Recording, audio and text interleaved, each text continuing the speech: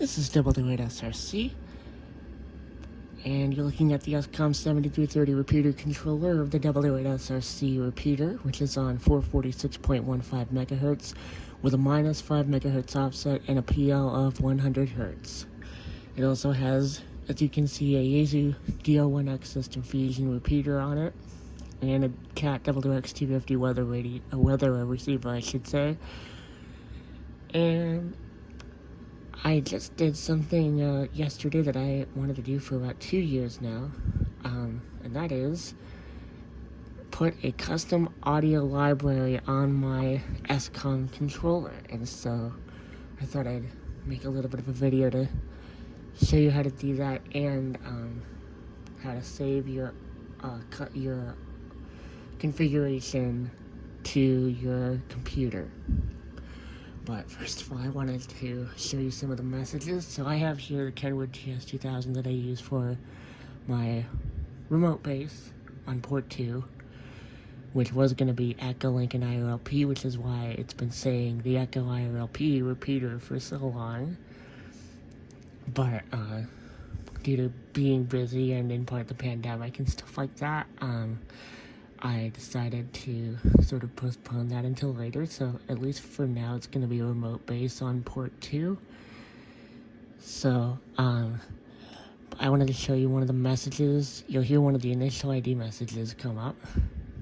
Basically, I replaced some of the Sean Caldwell messages that I created 2 years ago with some of my own messages from the custom audio library, recorded by radio professionals in the broadcast industry, voiceover artists, and broadcasters and things like that.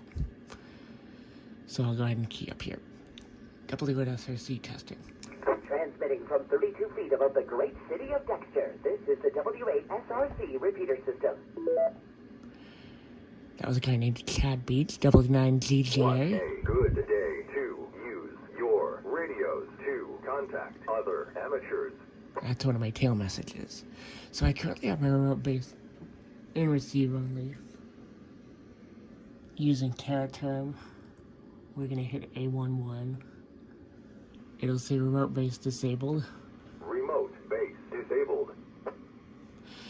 And that's because in case the remote base keys up, I wouldn't be able to transmit on this. But we're going to go ahead and look at this Windows computer with TerraTerm. And I have pulled up here, well, first of all, I have the SCOM vocabulary list here in the background. I was creating messages earlier, like for example, I used to have a 413 message that would have instructions on how to use Echo Link and IRLP, but because that's delayed, I reprogrammed it to say this.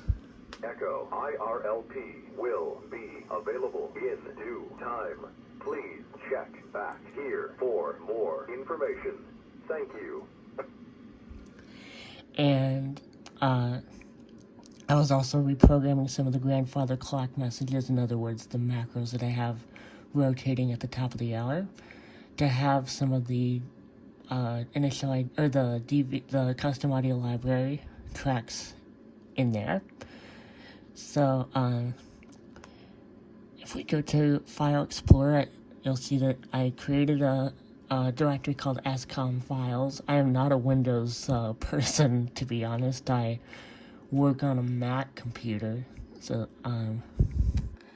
this is relatively new to me, but basically what I did was I still have yet to figure out what these 3 files are. I think I saw in the manual that they're just test files. I have this folder called Custom Audio Files, which has all of my messages in it. I basically put KIM's files in here. And then, in addition to that, I have my own files, which are 3500s for initial IDs, 3600s for pending IDs, and 3700s for tail messages. And like I say, these IDs are mixed in with some of the Sean Caldwell ones that I programmed when I first got the controller 2 years ago. So I basically made it a nice mix between the custom audio IDs and the Sean Caldwell IDs that I wanted to keep.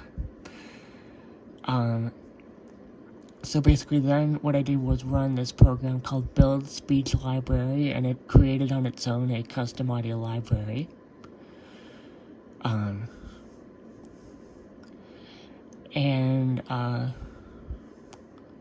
Then what I did was I saved it and created a test file and then an actual configuration file for yesterday before I loaded all my IDs in here.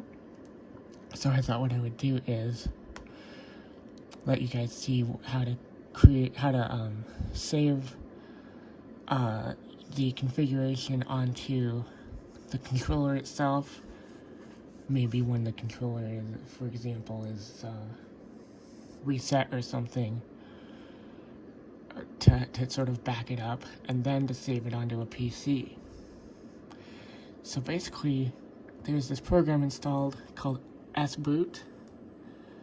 I can't quite type and film here at the same time, but this will cause the controller to stop running, so I'm just going to go ahead and announce W8SRC, this repeater will be down for a few minutes.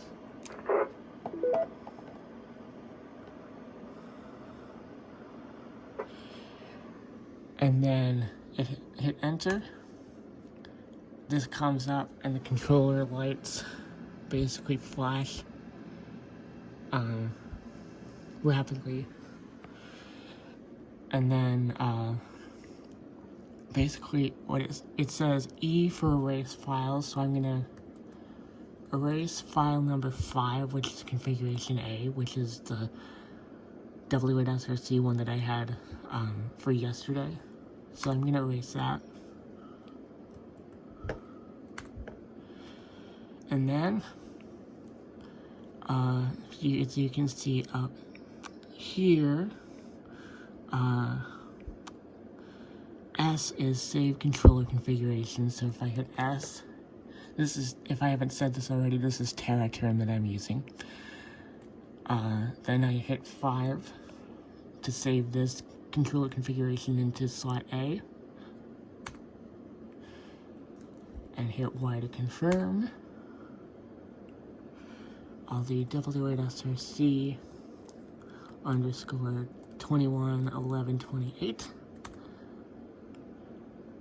and it's done. So now, if I go back up here again, I hit U to upload the file from Flash to a PC.